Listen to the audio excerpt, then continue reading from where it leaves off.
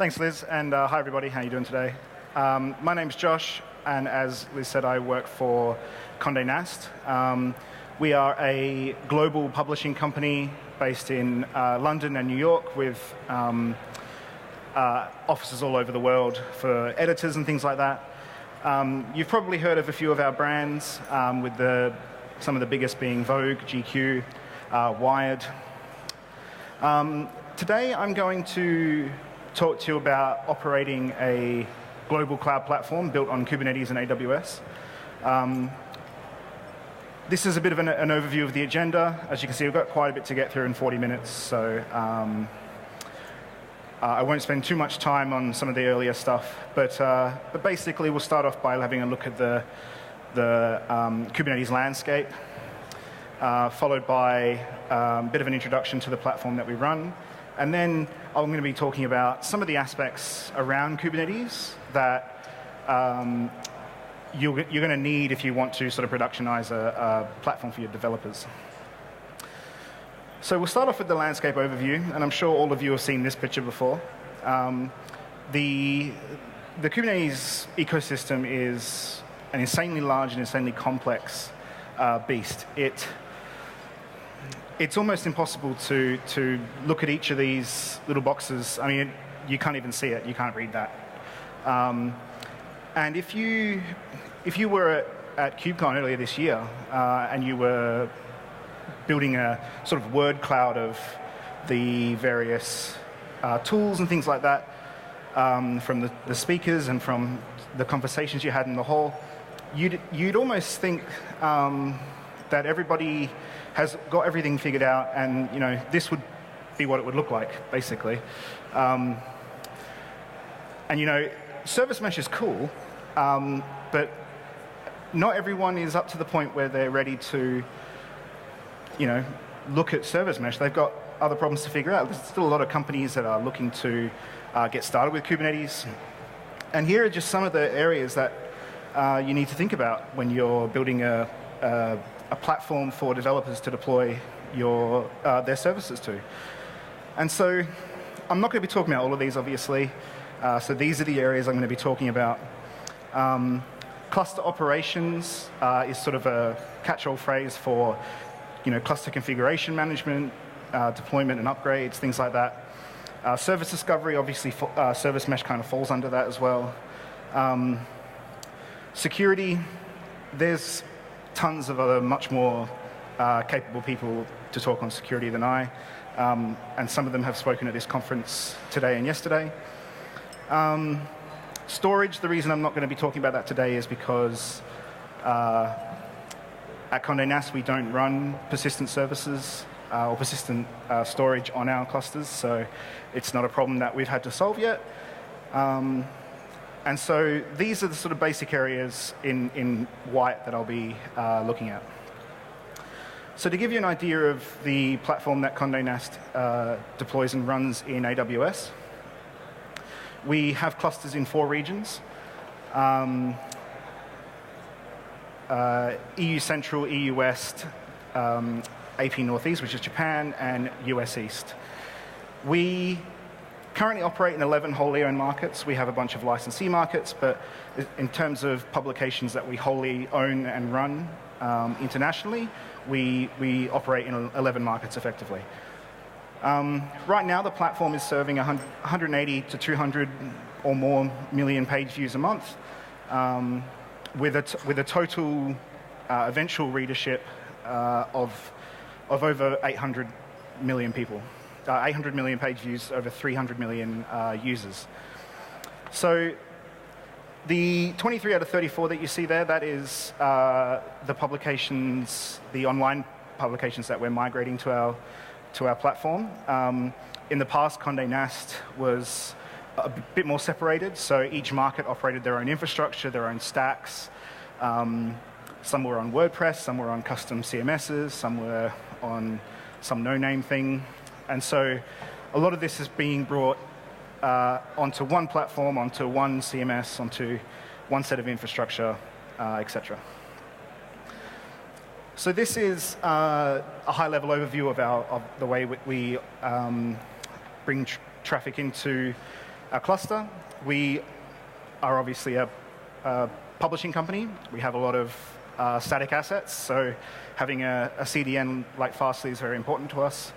And we get about an 80% cache hit, and so that fronts a lot of our upfront traffic. In the case of a cache miss, we then hit into our platform, and we run traffic or Trafic, whichever way you want to say it, on Kubernetes, which then gets forwarded to the service. And all of this is managed via Terraform. A bit of a closer look into the cluster themselves. We run Calico and Flannel for network policies and CNI. We utilize Datadog, Trafic, as I said, Dex for authentication. I'm going to go a bit deeper into some of these as we go on. FluentD for logging with an AWS Elasticsearch backend. And most of these are all deployed via Helm. So in terms of application delivery, bit of a high-level overview again. We use key.io to host our images, and Helm to deploy via CircleCI into the cluster. So we'll move on to the sort of crux of the talk. For logging, I want to talk about FluentD. FluentD is a log processing aggregator streaming application. It's a CNCF project. And the way that we use FluentD at Condé Nast is that each developer only has to configure their application to log to standard out. FluentD collects the logs by using the log volume on the node, and then forwards them through to Elasticsearch. We do some additional processing, add some tags, things like that, and then developers can access those logs via Kibana. We deploy FluentD as a daemon set, so it runs on each node. And so if we want to look a bit closer into the configuration of FluentD, FluentD runs, it's a Ruby application, and they have a lot of various plugins for different types of log standards. So if we look at the second line up here, format Kubernetes, that comes from the Kubernetes plugin for FluentD. It tells FluentD that this is a Kubernetes service, in this case kubeproxy, and then FluentD knows what that logging output or standard looks like. We then have the flush interval, which is how long FluentD waits until it flushes the log file. And we also have the location of the log file and then a position file. The position file is how FluentD keeps track of which line it's up to in the log file. And then we can add additional tags. And in this particular case, we're adding a tag of kubeproxy. And so a FluentD configuration file will have dozens or even hundreds of these small configuration blocks. And so I'll move on to logging now. I guess what I will say about FluentD, and a bit of a takeaway there that we've learned over the last sort of year and a half. The one challenge that we have right now is that each environment has to have its own Elasticsearch cluster and its own Kibana. So if a developer wants to find logs for an application running in EU Central, they have to go to the EU Central Kibana. That's not a great user experience, and we're looking into ways to fix that up to sort of federate some of those logs back in, aggregate them in, and so we can get a single point of view. But for the time being, they'll have to go to that Kibana, that region's Kibana, in order to access those logs. So moving on to monitoring, we use Datadog for monitoring. It is a software as a service, cloud-based monitoring. They also do logging now. They do APM, synthetics, and more recently they've added things like SLO tracking, stuff like that. I have a Shiba Inu dog, and so I prefer to think of it as Data Doge.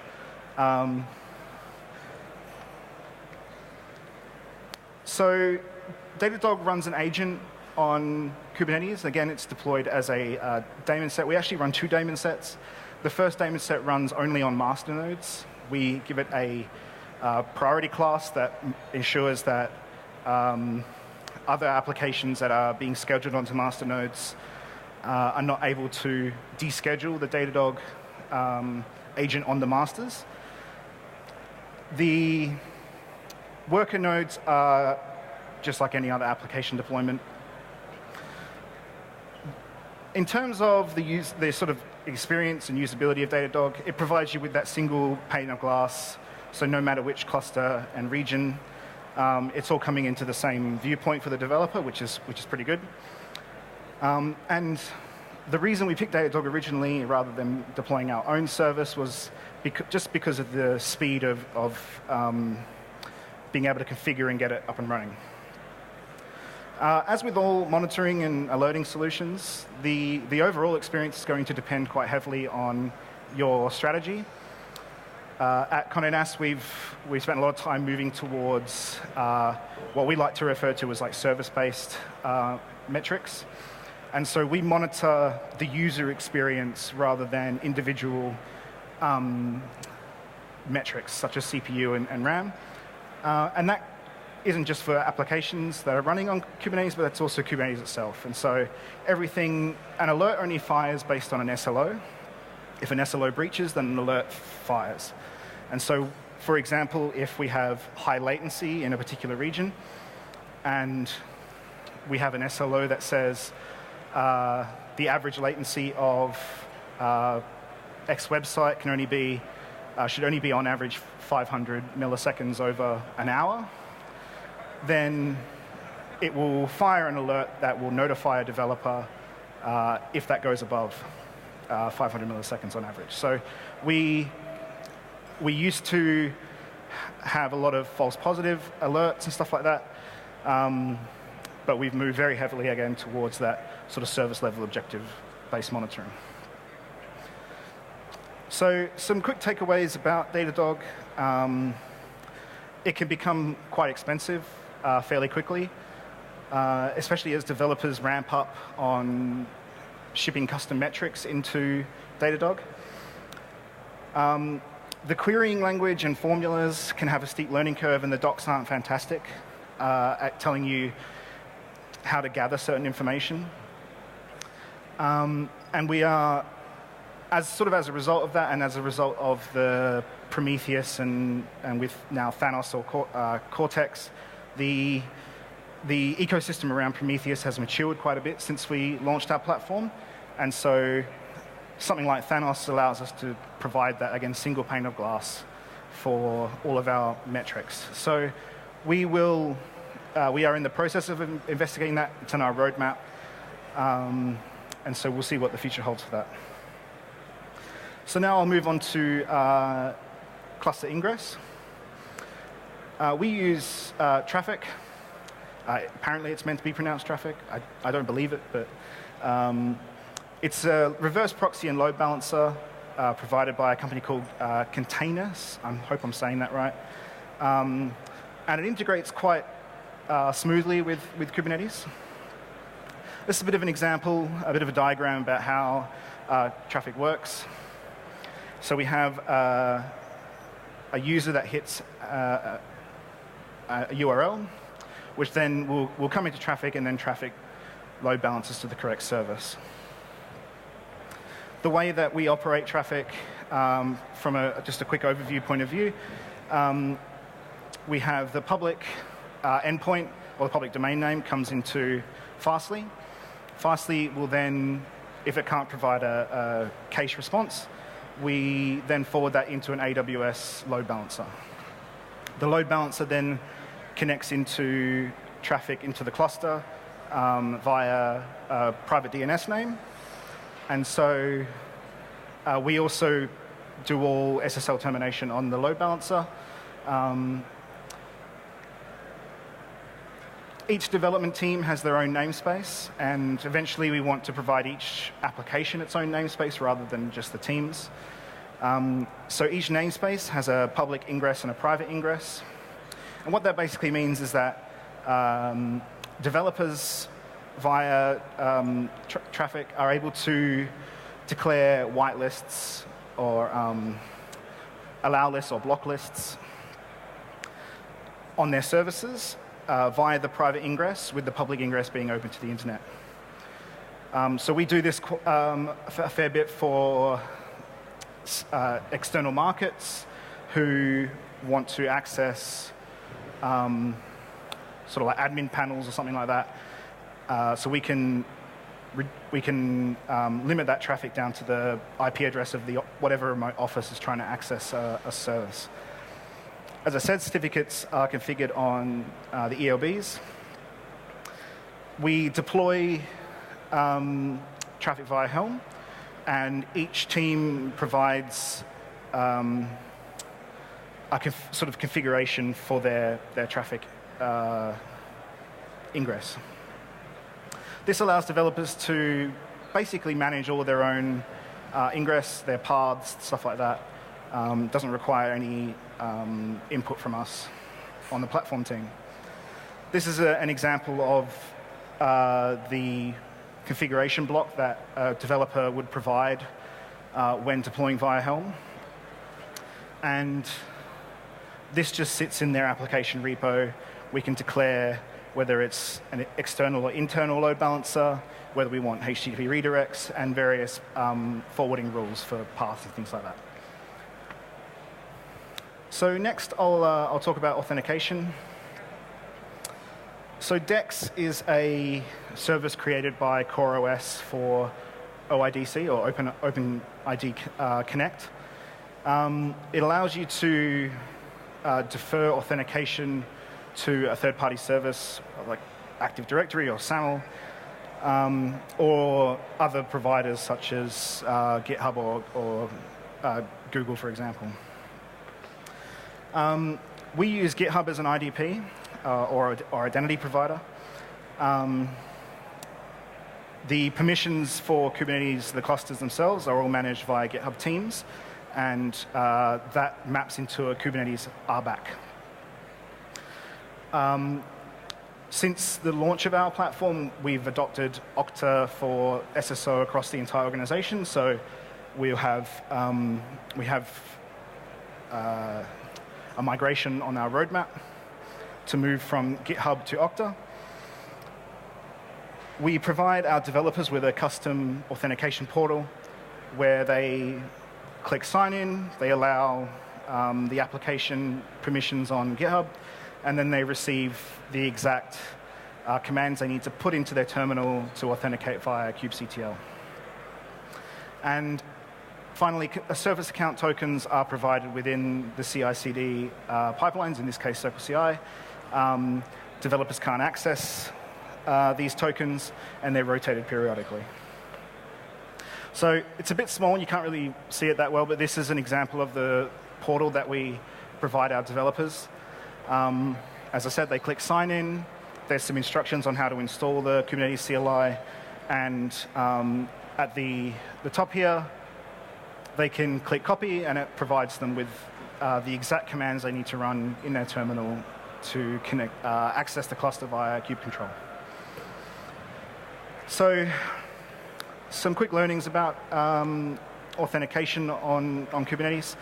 Right now, we don't have federated access. So again, each developer has to authenticate with each cluster individually,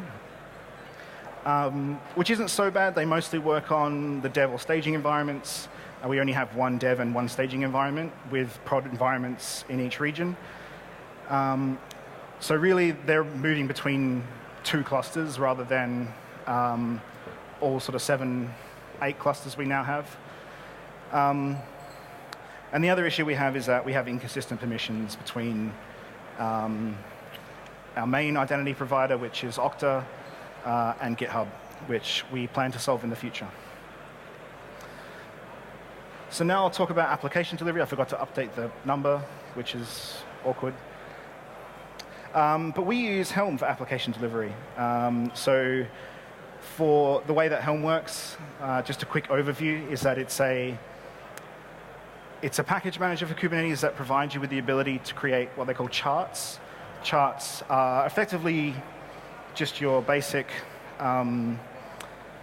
Kubernetes manifests, but with the ability to template in certain bits and pieces. So in the case of the way that we use Helm, developers provide a single YAML file for each environment that provide some values to override in the template. And we operate a single Helm chart for all applications. So developers don't write their own charts. What they can do, and what they do is our base chart is open to everyone to contribute to. It just simply requires a PR review. And so developers are now at the stage where they simply submit a PR if they want to change the chart, and we can approve it. And so there's a lot of conditionals and stuff like that that we have in our base chart. The YAML file that they provide, again, overrides certain defaults, and they provide things that can be then templated into the chart. Some of these charts also have dependencies, and we can provide, again, conditionals on those dependencies. So an example of a dependency might be like ingress. If they want to operate a service that doesn't need ingress, then they can opt into ingress, or horizontal scaling, things like that. And it also allows us to set some sort of non-negotiable things, such as requests and limits. So each development team or each application has to provide a set of limits and requests for their application. So here's a quick example of the flow that Helm provides. So in the case of a developer providing a YAML file that sits within their repo, we have ingress enabled, which then pulls the ingress or the traffic chart effectively, and then provides them with an ingress. Same thing for a Kubernetes service or a horizontal pod autoscaler. And so there's a bunch of things that they can opt into if they want to. The learnings that we've taken from Helm is that the templating can be irritating. And while developers have gotten used to the idea of being able to update the chart themselves and provide PRs, because of the way that we build the chart with having so many things that you can opt into, often they'll make an assumption that every team wants that feature that they're adding to it, and they don't always provide a mechanism to opt out. And so sometimes we'll get PRs where we have to go back to that developer and say, look, not every team's going to use this. You need to provide a way to make it conditional. The other problem, of course, is we're running on Helm 2, so we run Tiller. Any person here who's in the security world is going, we've built a lot of mechanisms to try and keep Tiller as isolated as we can, but we are looking forward to the Helm 3 release and getting rid of it. And finally, this is the last section, supporting infrastructure. And what this effectively means is anything that is not within the cluster, and this could be RDS databases, things like that. We use Terraform almost exclusively, so all of our cloud infrastructure is declared in Terraform. All of our monitoring and alerting is declared in Terraform. Our GitHub users and teams are declared in Terraform. And all of our file-C configuration is declared in Terraform. So pretty much everything that we run has a Terraform file. So Terraform code is declared once and then is used across each environment by providing a file of variable override. We have continuous delivery pipelines for our Terraform configuration, so devs can update infrastructure without waiting for us to run the Terraform apply commands. We have a central modules repository that anyone can contribute to, and developers are encouraged, and they do write their own Terraform code, and we approve the PRs. So the way this works is that in our CI platform, we have an AWS user account, or IAM, that has a very specific set of permissions. So developers can't make any changes to things like VPCs. They can't spin up new VPCs or anything like that. It's only for the services that they've said that they want to be able to change, and we think they should be able to use. And for the most part, it's just about every service you can imagine. And so, here's an example of the way that we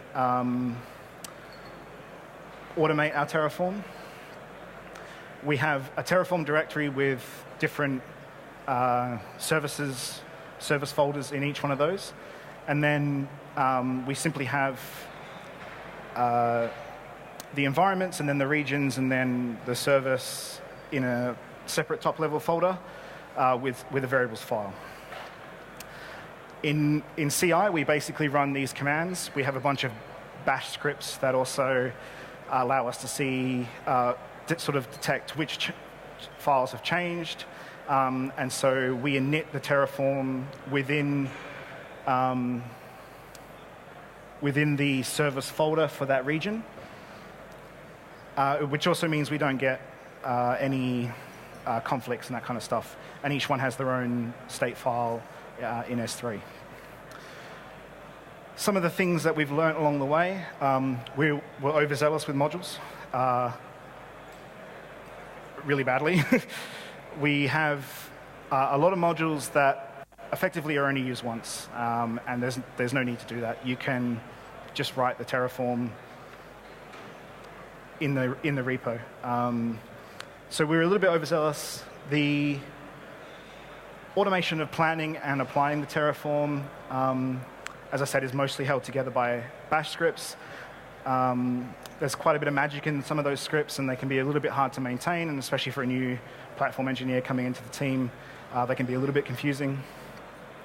IAM permissions for automation is very important. As I said, we don't want developers spinning up VPCs or changing network policies, stuff like that. And right now, plans still need to be reviewed by a human before we can progress into an apply stage. So we have a manual gate within CI that a developer, or in most cases, the platform team will quickly review the plan, and then we can hit the approve button and it goes through to production, or to apply stage. We're investigating ways to effectively run like static analysis against plan files that will allow us to, say, declare some rules. So we, for example, we have all of our Kubernetes configuration in Terraform, and when we do an apply, the last thing we want to do is have something like etcd be deleted for some silly reason. And so we're looking at building some tooling, and we've built a proof of concept that allows us to effectively point the tool at a plan file and write some rules to say, I don't want these resources to be deleted. I want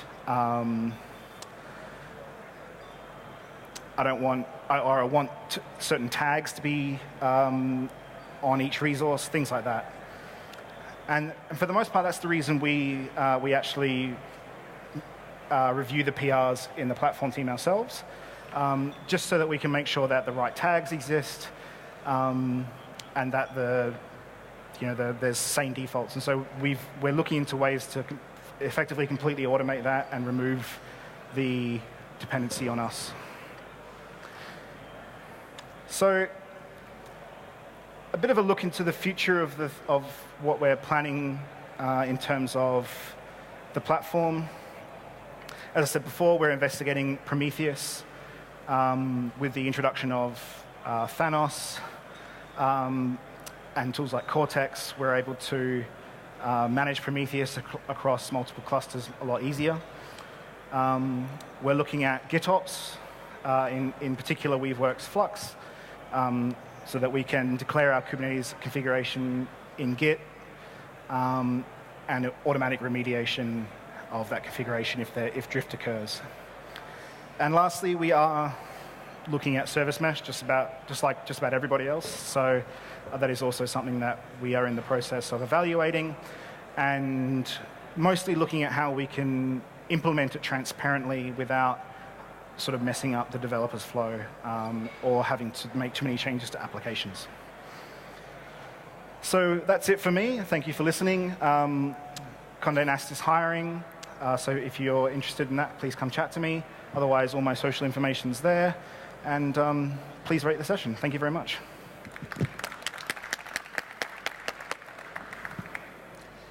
Thank you so much, Josh.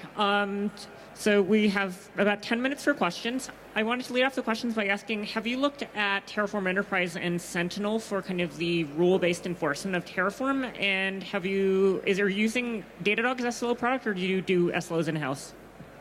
So for the first question, we've looked at a few different solutions for Terraform.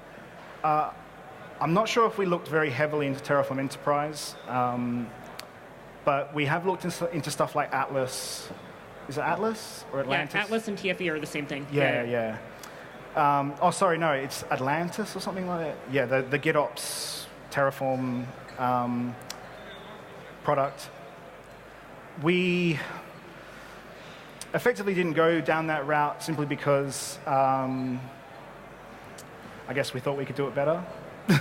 And it works pretty well for our flow, I think, rather than having to manage everything through like a GitHub UI or something like that. We can just do it all from within the one CI system. So that's probably one of the biggest reasons. To the second question, we have an SRE team that sets all of our SLOs in-house and creates the custom monitors. We're not using the Datadog SLO product. Yeah, we write all those monitors ourselves, basically.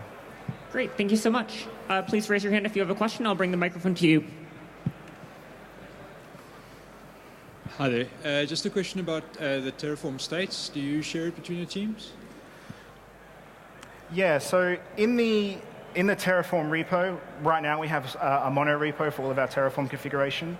Each team has their own folder, which they declare their sort of variables, and so they each have their own state file effectively. So we have a lot of state files. There's mostly no overhead to that. They're all in S3. In the case, we have locking via DynamoDB. So we haven't had, fingers crossed, we haven't had much trouble with state so far. Any other questions? Over there.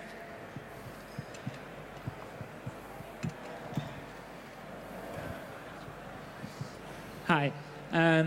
You picked traffic as an ingress controller. Could you tell us a bit how you made that choice when you start the project? And will you do the same choice today if you had to pick it today with all you learned from it? So I guess when we picked traffic, the big alternative there was Nginx. One thing we didn't want to do was have to have effectively like config all the way down with Nginx, config overriding config. We have a separate platform in the US that was previously managed by another team. They used Nginx and ended up having to effectively have one Nginx with a sidecar Nginx, and it got a bit too complicated. So traffic for us just made it really easy. So would I make the same decision today? Probably. I think with Traffic 2.0, there's some of the niggly things that we didn't like about Traffic have been since sort of fixed. There's a really great middleware capability. There is now TCP support, stuff like that. But there's also sort of newer products, like I know VMware recently went 1.0 with Contour, which looks very interesting for an ingress point of view. So it would be something we'd have to evaluate in a bit more anger, but we're pretty happy with Traffic so far. Great. Any other questions in the audience? Over there.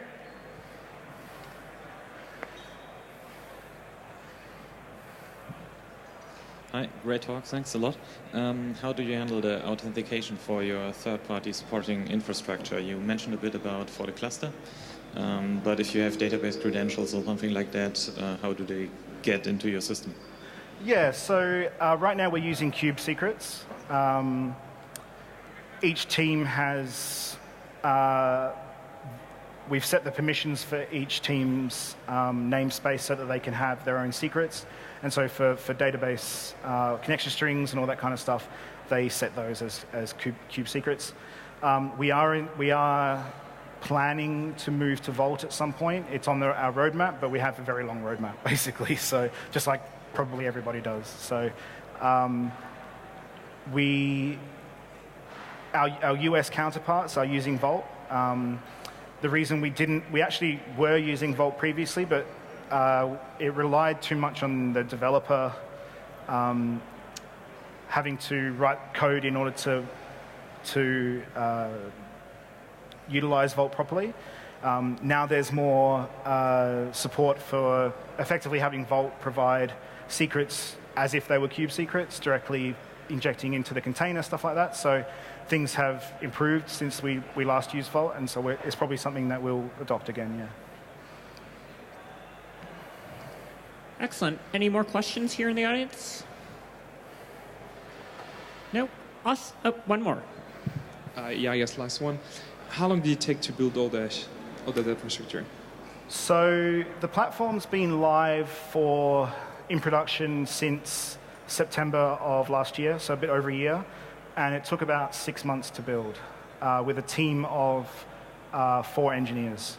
Our platform team is now, and I include, our platform engineering organization now includes the core platform, which is the team I'm on, which is 5 people. We have what we call cloud consultancy. It's effectively like an internal consultancy organization that provides assistance to developers on how to use the platform. There's a lot of pairing, sort of injecting themselves into teams, and we also have an SRE team of 3. So we have, I think now, 11 people in platform engineering from a bit over a year ago, which was 4. Excellent. Thank you very much, Josh. Let's give Josh another round of applause.